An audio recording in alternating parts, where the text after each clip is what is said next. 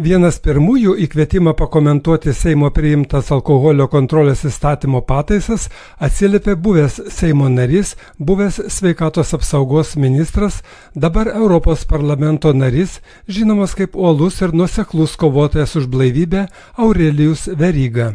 Labai blogai vertinu ir vertinu kaip tam tikrą dviveidystę, todėl kad Seime mes neretai girdim kolegas kalbant apie tai, kad Lietuvos gyventojų sveikata yra bloga, kad reikėtų ją geriau pasirūpinti, reikėtų geresnio prieinamumo prie sveikatos priežiūros paslaugų ir taip toliau. Žodžiu, visi tam sveikatos kontekste lyg ir teisingai kalba, bet kai ateina sprendimai, kurie gali nulemti, ar ta sveikata gerės, ar jinai blogės, staiga atsiranda kažkokie kiti argumentai.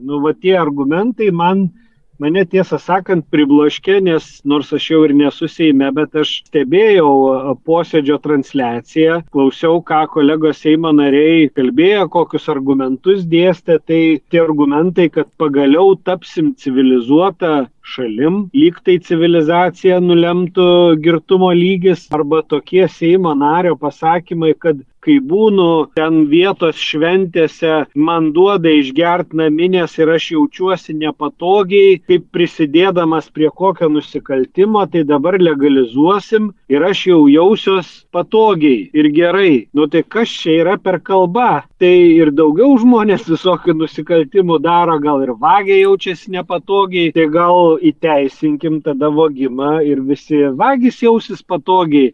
Mano supratimu, tai čia yra visiškai ne argumentai. Dar vienas dalykas, kas yra svarbu, tai tos kaimo turizmo sodybos. Mes ten turbūt vis tiek važiuojam pailsėt, dažnu atveju važiuojam su šeimom, važiuojam su vaikais. Ir ar iš tikrųjų vaikui nuo mažų dienų reikia matyti tokią kabutėse kultūrą? Ar tai yra kaip nors susiję su tikru poilsiu, su kažkokia galimybė atgauti fizinės, psichinės jėgas? Atvirkščiai tai yra susiję su dalykais, kurie sveikatą sugadino, o psichikos sveikatą ypatingai sugadina. Ir lietuviai dėja, bet vis dar yra tikrai daug alkoholinių gėrimų suvartojanti tauta. Mes esam valstybė, kuri, tegul ir nebesam jau pirmi, galim pasidžiaugti, bet vis tiek mes esam tarptų valstybių, kur daug vartoja. Nesam tokie kaip skandinavai. Sukti ienas atgal, man atrodo, yra tiesiog visiškai nelogiška. Kaip čia iš tikrųjų dabar bus galima daryti. Ir kitas dalykas, dar kas yra labai svarbu, saugumo klausimas. Jeigu iš tikrųjų bus degustuojama, tai degustacija, aš nesu aišku alkoholio ten ar kažkokių kitų gėrimų žinovas ar degustuotojas, bet pagal nealkoholinius gėrimus žinau, kaip jie paprastai yra degustuojami. Tai dažniausiai jie netgi nėra geriami. Tai yra paskalaujama burnoje, išspjaunama, paragaujama, sakykime, ar ne?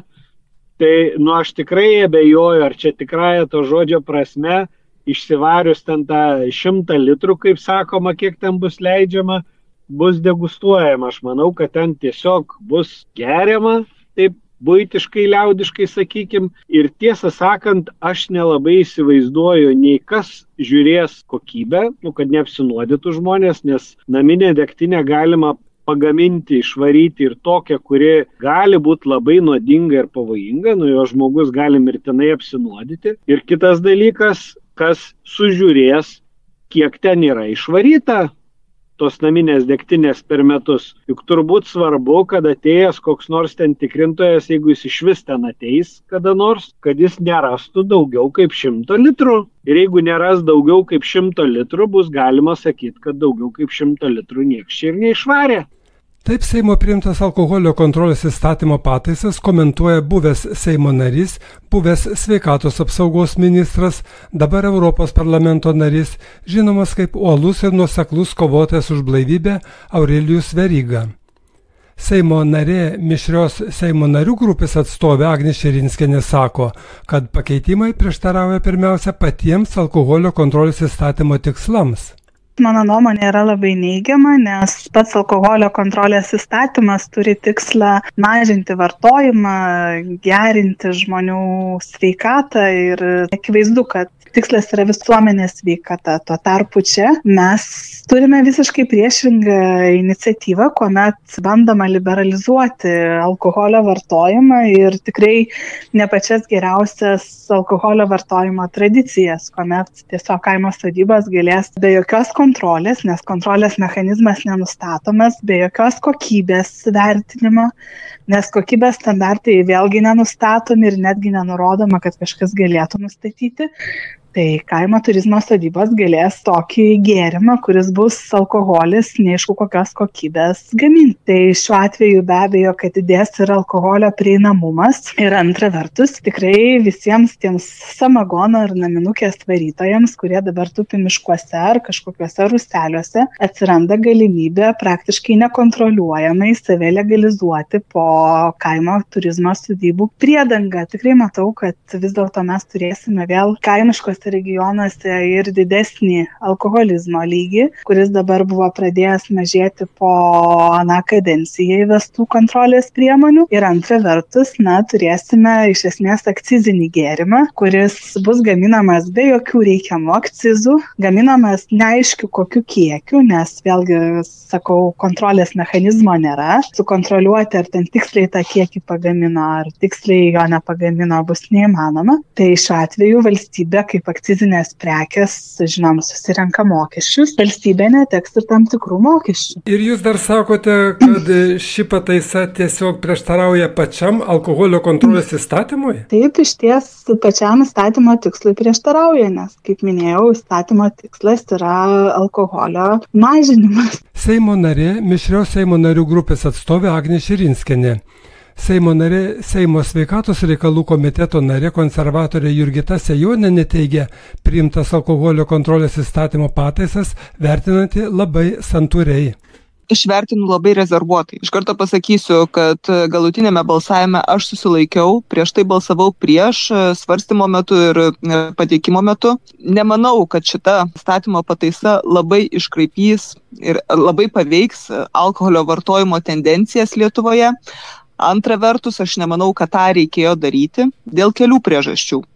Nes Pasaulio sveikatos organizacija ir visos kitos tarptautinės organizacijos, sveikatos priežiūros organizacijos specialistų pasisako, kad kova su pertekliniu alkoholio vartojimu turėtų būti nuosekli ir viena iš priemonių yra alkoholio prieinamumo ribojimas. Tai man atrodo, kad tie įstatymai, kurie iki šiol buvo priimti Lietuvoje, kaip tik ir buvo nukreipti į tai, kad būtų sudėtingiau įsigyti alkoholio, apribotas laikas pardavimo. Kaip matome, priemonės duoda vaisius, sumažėjo mirčių nuo alkoholio, sumažėjo alkoholio sukeltų susirgimų, sumažėjo dėl alkoholio vartojimo susijusių kelių eismo įvykių, mirčių keliuose kaip alkoholio vartojimo pasekmės. Tai man atrodo, kad ta tendencija yra teigiama, aišku, laikas yra matyti per trumpas 4-5 metai, kad pamatytume bendrą vaizdą, kokią efektą duoda šitie ribojimai, bet manyčiau, kad reikėtų tęsti taip pat toliau ribojant alkoholio įsigijimą, jokių būdų ne jį atlaisvinant.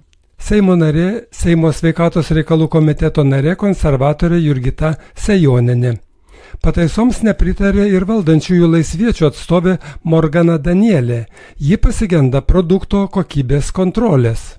Čia yra svarbus keli dalykai. Pirma, tai tikrai noriu pabrėžti, kad aš pritariu ištraukimui iš šešėlio. Tai reiškia, kad ta medžiaga, naminė degtinė, ji tikrai yra paplitusi, jinai yra vartojama ir valstybė nesurinkdama mokesčių nuo to nukenčia, o žmogus visada rizikuoja savo sveikata. Tai reiškia, kad gerdamas tokį gėrimą, kurio neteisingas pagaminimas gali sukelti apakimą arba net mirtį, jisai yra dideliai rizikoje. Jeigu taip žvelgtume jau į racionalius sprendimus, tai aišku, kad tai yra didelės grėsmės, dideli ir valstybės praradimai ir reikia sureguliuoti tą medžiagą, nes jinai egzistuoja ir jos paplitimas yra didelis. Bet problema yra, kaip tą padaryti. Ir Seime tas priimtas įstatymas, jis rodo, kad mes neišmokom jokių pamokų. Nes visas pasaulis, jisai turi jau nemažą istoriją apie tai, kaip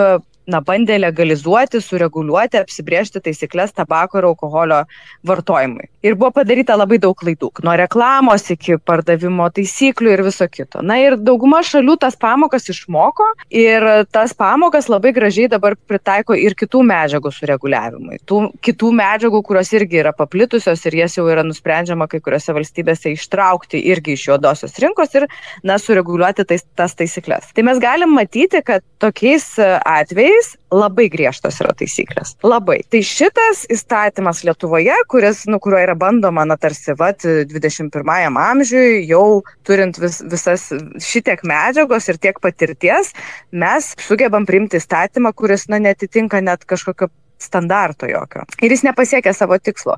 Taip, mokesčius bus galima surinkti nuo dalies tų pardavimų, bet ten nėra kontrolės mechanizmo. Ten nėra numatyta, kas kontroliuos, kokiu dažniu, ar turi pajėgumų tos įstaigos įvertinti, pavyzdžiui, ar tikrai bus išverdama ir parduodama 1000 litrų per metus, ar tai bus tik degustacijos, ar tai tikrai nevirs prekyba, nes tokia grėsmė yra.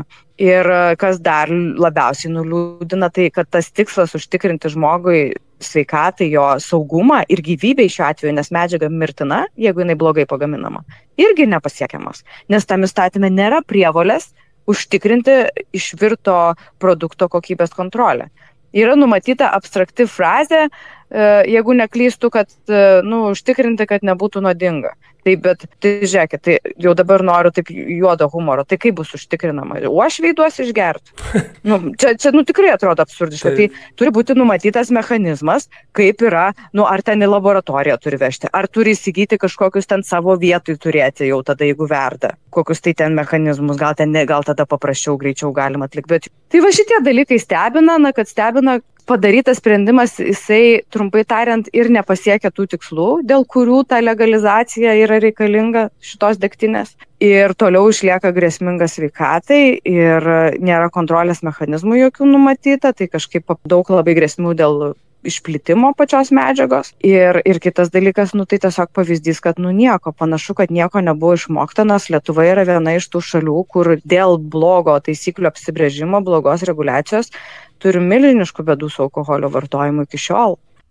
Seimo narė valdančiųjų laisviečių atstovė Morgana Danielė.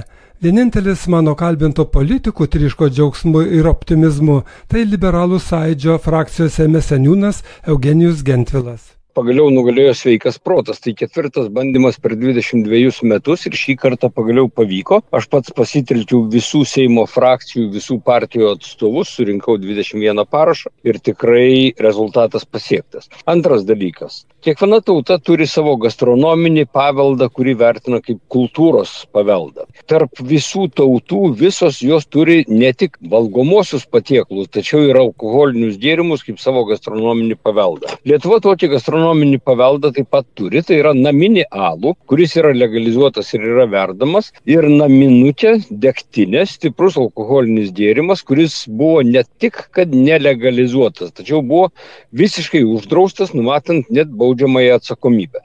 Pagaliau mes įeiname į civilizuotų tautų sąrašą, kuri vertina, gerbia savo gastronominį, kultūrinį, kulinarinį paveldą ir leidžia jį gaminti. Trečias dalykas, mes tikrai labai stipriai apribojame galimybės gaminti, tai yra sąrašas asmenų, kurie turi teisę užsimti kulinarinio paveldo gamybos procesu, yra tikrai labai siauras, gal net sakyčiau per siauras, ne bet ką darysi. Dėl kompromiso reikėjo daug padaryti nuolaidų. Ketvirtas dalykas, ką noriu pabrėžti, mažėja baudžiamoji atsakomybė, baudžiamoji veikla, dekriminalizuojama šita veikla, žinoma, jeigu bus ji vykdoma laikantis įstatyme numatytų dalykų. Tai yra ūkininkas, turintis kaimo turizmo sodybą, verdantis iš savo pagamintų, užaugintų javų naminutę, jis tikrai nebus baudžiamas, o bus skatinamas kaip tautinio, kultūrinio, kulinarinio paveldo gamintojas. O visi kiti ir toliau liks baudžiami, jeigu nesilaikys šito įstatymo nuostatų.